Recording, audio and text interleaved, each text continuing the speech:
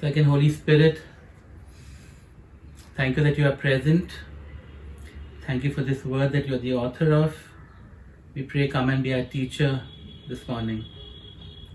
Take what is familiar and bring it alive, we pray. In Jesus' name, Amen. You probably need your Bibles. I'm going to look at a few verses, a few passages. So just as an introduction, in Psalm chapter 1, in Psalm 1, which is about being blessed, blessed is the man.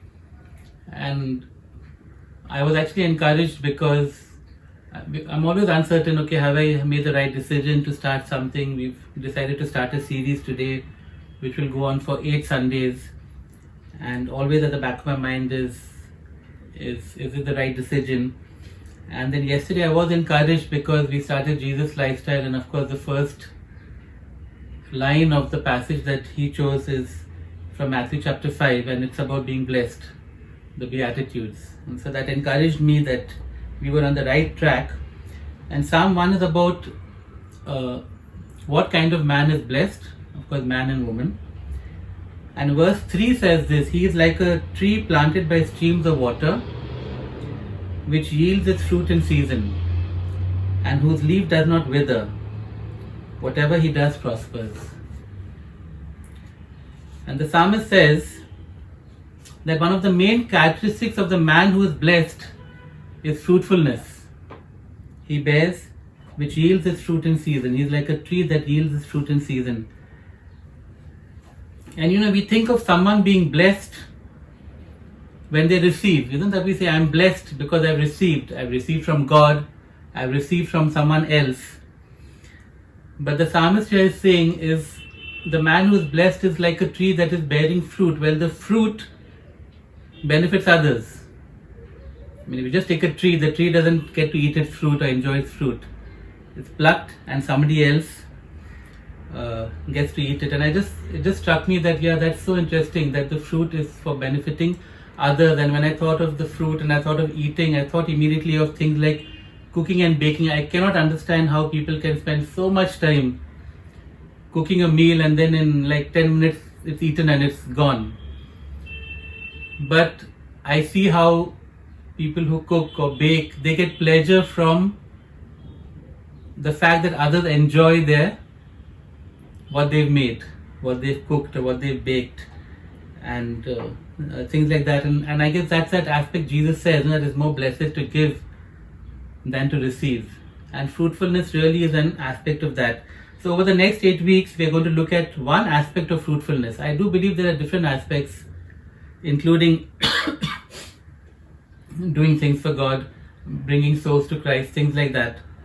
But perhaps the most important aspect in God's eyes is the fruitfulness that we call the fruit of the Spirit. And we're going to look at that over the next 8 weeks. Today I'm just going to give an introduction. I'm going to address 3 aspects of the fruit. I'm going to look at the priority of the fruit, the quality of the fruit, and then the source of the fruit. And I don't want to spend too much time, these are all familiar passages. But let's look at Matthew chapter 7, verses 21 to 23. This is one of the most astonishing and one of the most scary passages in the Bible. It's even scarier than anything Jesus might say about hell. Okay, Matthew 7, 21 to 23. Not everyone who says to me, Lord, Lord, will enter the kingdom of heaven, but only he who does the will of my Father who is in heaven. Many will say to me on that day, Lord, Lord, did we not prophesy in your name, and in your name drive out demons and perform many miracles? Then I will tell them plainly, I never knew you. Away from me, you evildoers. Oh God. Put your hand up if you think that's a really scary passage. I think it's super scary. Okay. Everyone, Romans says, everyone who calls on the name of the Lord will be saved. Here the guys are calling Lord, Lord, and they're not saved. Okay. even beyond that, they prophesied, they drove out demons, they performed many miracles, not in the name of some idol, in Jesus' name. And yet Jesus calls them evildoers, and they miss out on heaven. What went wrong? The answer is in the previous verse, verse 20, by their fruit you will recognize them.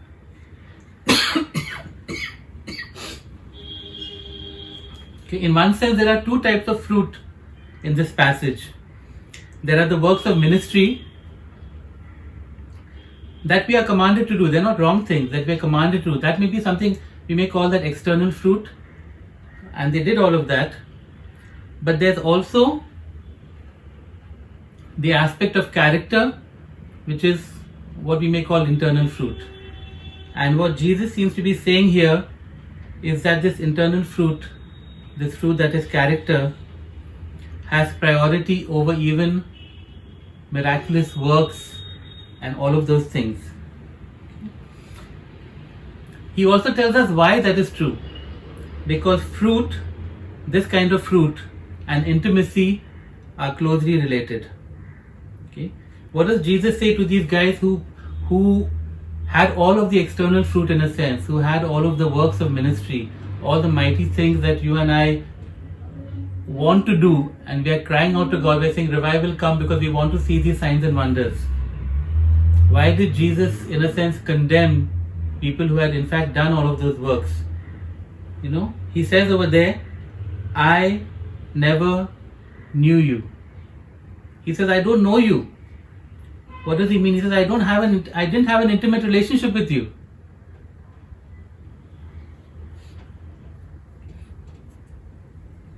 You know, he says that you guys did all these miraculous works, but you didn't have an intimate relationship with me. And that seems to be connected so closely to the fruit that he is looking for. He says, by their fruit you will recognize them. And later he says, I never knew you. Even though you did all of these amazing things and you did them, in fact, in my name. Okay? Because it's so scary, you know. You can do all the mighty works, you can do the ministry, and not really be in a relationship with Jesus. And you can get fooled into thinking that all of that means that I know Jesus and I'm going to heaven. Okay, but Jesus says that if you were in an intimate relationship with me, you would do all of those things, but you would also bear the fruit that I'm looking for. That has priority. You can't be in an intimate relationship with Jesus and not bear the fruit of the Spirit. And the scary thing is you can do the miracles. You can bring people to Jesus. You can have mighty crusades. You can have big churches. You can have small churches and everybody loves you. You can have all kinds of things that camouflage the fact that you don't really have an intimate relationship with Jesus. Jesus is saying the one thing that will show that you have that relationship is a certain kind of fruit. Okay? Now Jesus wants us to do all of the rest. Matthew 10 verse 8 says that he wants us to heal the sick, raise the dead, cleanse those who have leprosy, drive out demons. But he is focused on the fruit. Okay? All of these things are to be done. We are to see them, and the fact that we're not seeing them is a problem. But Jesus is focused on the fruit. And so the first thing is the priority of the fruit, even over signs and wonders, miracles, all the works of ministry that we are called to do. The second aspect of the fruit is the quality of the fruit. That's Matthew 12, 33 to 35.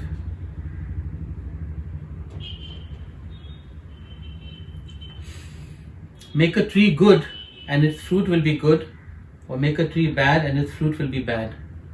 For a tree is recognized by its fruit. You brood of vipers, he's talking to the Pharisees. How can you who are evil say anything good? For out of the overflow of the heart the mouth speaks. The good man brings good things out of the good stored up in him, and the evil man brings evil things out of the evil stored up in him. We are called to be witnesses, and a major part of that witness, Jesus says, will be the fruit that we show. That if we bear good fruit, our witness will be good in a sense. If we bear bad fruit, our witness will be bad.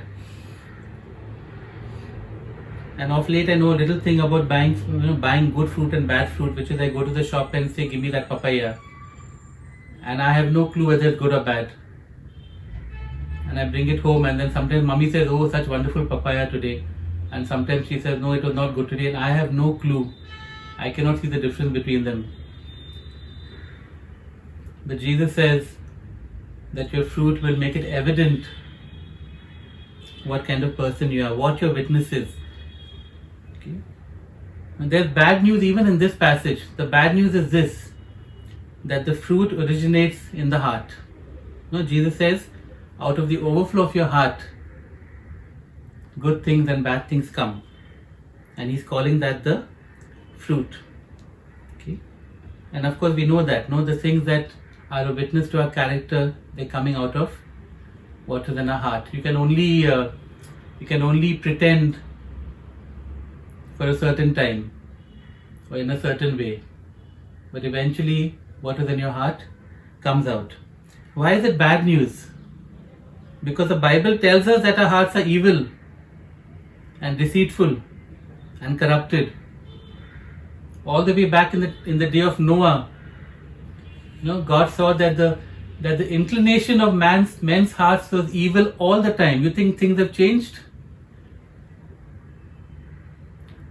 Jeremiah says in Jeremiah 17 verse 9, he says that the heart is deceitful above all things and it is beyond cure. Oh God, now what do we do? The heart is deceitful beyond all things and it is beyond cure. And yet Jesus says, out of the overflow of your heart, the fruit will come. We've really got a problem here if everything comes from our heart and our hearts are corrupted and beyond cure. And that's only part of the problem. The other part is this, that we don't even know what good fruit is. All those words you use, love, joy, peace, etc. We don't even know actually what good fruit looks like. A good example is the word love.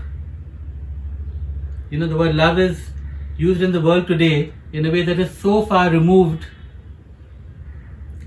from what the Bible describes as love. And the same would be true for all the other fruit of the Spirit, and we know what those are. And in a sense, that's why this series, because we want to know what the fruit is, what good fruit actually is, and then we want to know, okay, how can we be those kind of people? Okay. So the bad news is that our hearts are deceitful above all else, but out of our hearts comes the fruit. The good news is that we can allow God to live within us through the Holy Spirit, and the Holy Spirit in our hearts, so to speak, lives, and the fruit then comes out of that.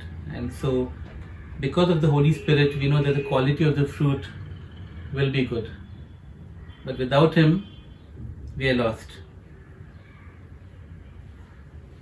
So that's the quality of the fruit. Jesus is looking for good fruit, and He's given us the means to bear that good fruit.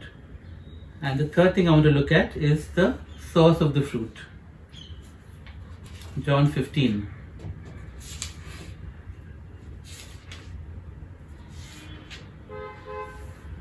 John 15 verses 1 to 5. So Jesus says, I am the true vine, and my Father is the gardener. He cuts off every branch in me that bears no fruit, while every branch that does bear fruit, He prunes so that it will be even more fruitful. You are already clean because of the word I have spoken. Remain in me and I will remain in you. No branch can bear fruit by itself. It must remain in the vine. Neither can you bear fruit unless you remain in me. I am the vine, you are the branches. If a man remains in me and I in him, he will bear much fruit. Apart from me, you can do nothing.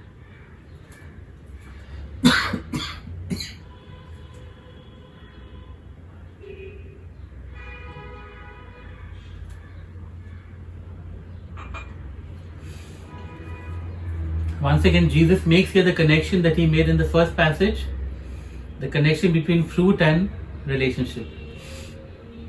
He knows we can only bear fruit in relationship. Okay? That is the source of the fruit.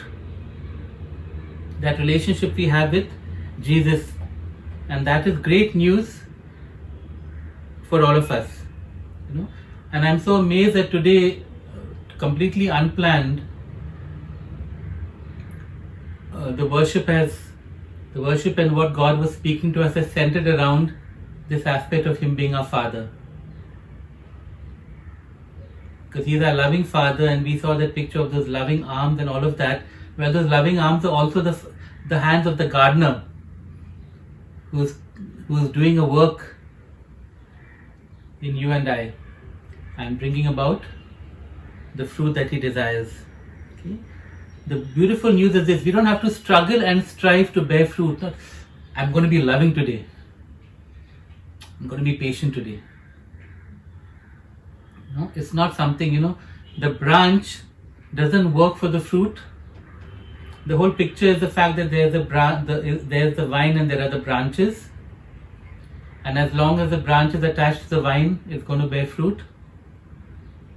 And if it is not, it's not going to bear fruit. It's as simple as that. There's something flowing through the vine and flowing into the branches. And that's why fruit is born. And then there's the gardener who's doing all the work. The gardener is doing all the work. Our Father is doing all the work in one sense. Okay?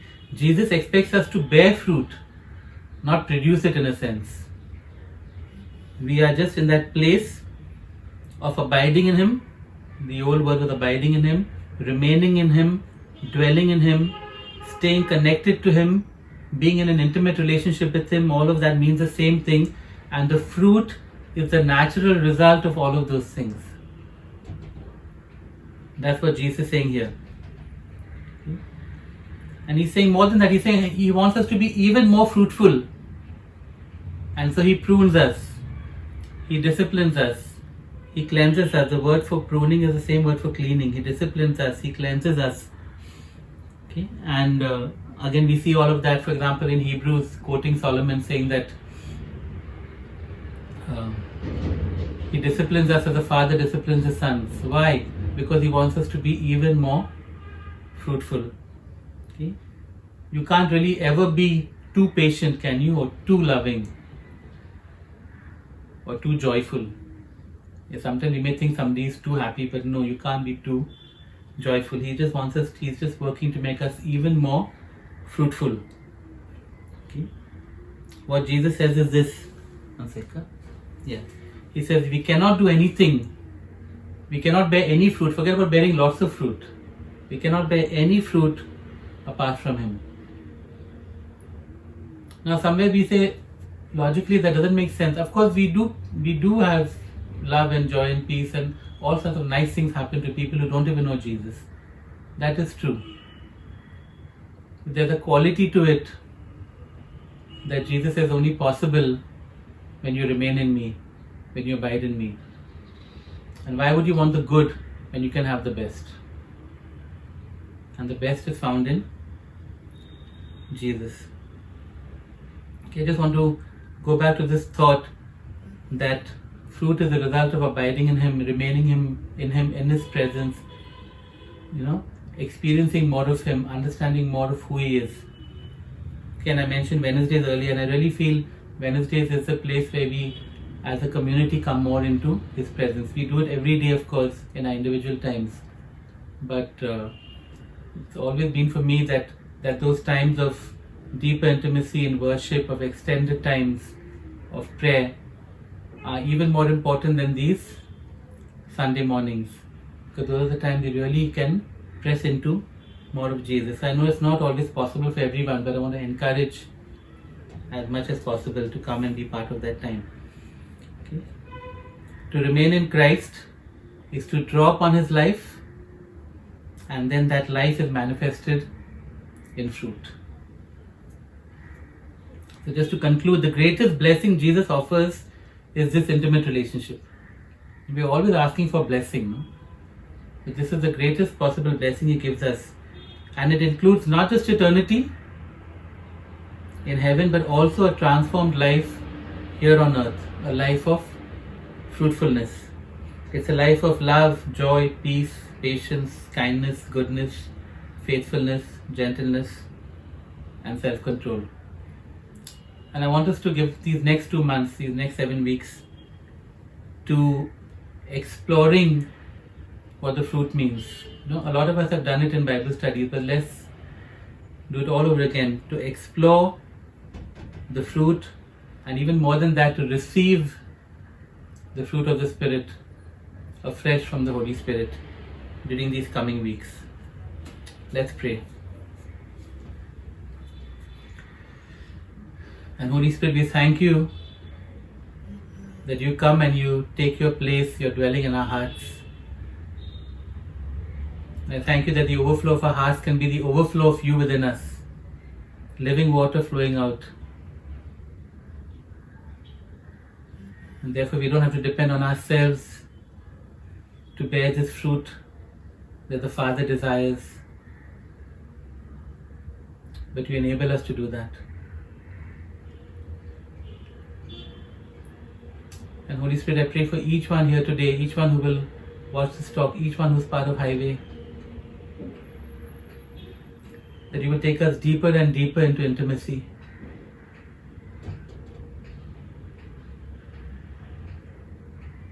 We want to draw as much as possible from the life of the true vine. We want to surrender to the pruning of the gardener.